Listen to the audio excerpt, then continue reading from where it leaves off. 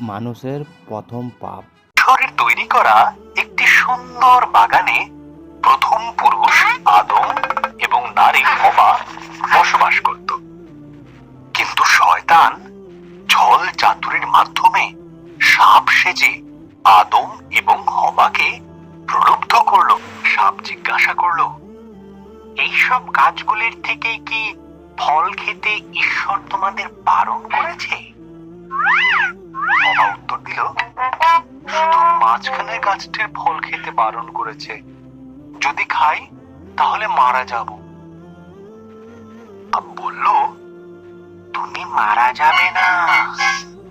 ঈশ্বরের ওই গাছ থেকে ফল খেতে না দেওয়ার পেছনে বিশেষ কারণ আছে। যদি তুমি খাও তবে তার মতন হয়ে যাবে। তিনি যা জানেন তা তুমিও সব জানতে পারবে। বা ফলটি খেলো। সে তার সঙ্গে আদমকে কিছুটা ফল খেতে দিল। আদমও ফলটি খেল এবং খাবার পরেই তারা এমন কিছু জানতে পারল যা তাদের একটি বিষয় তারা জানতে পারল যে তারা উলঙ্গ ছিল।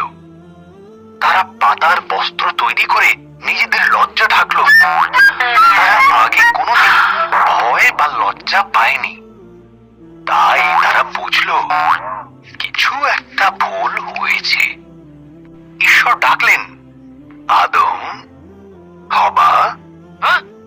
আদম উত্তর দিল, আমরা লুকিয়ে আছি, আমরা উলঙ্গ। ঈশ্বর দীর্ঘ শ্বাস ফেলে বললেন, তোমরা ওই গাছের থেকে ফল খেয়েছো, তাই তোমরা জানো।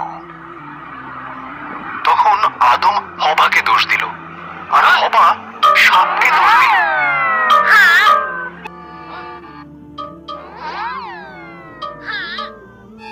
ঈশ্বর বললেন, সাপ, তুমি বুকে ভর দিয়ে চলবে।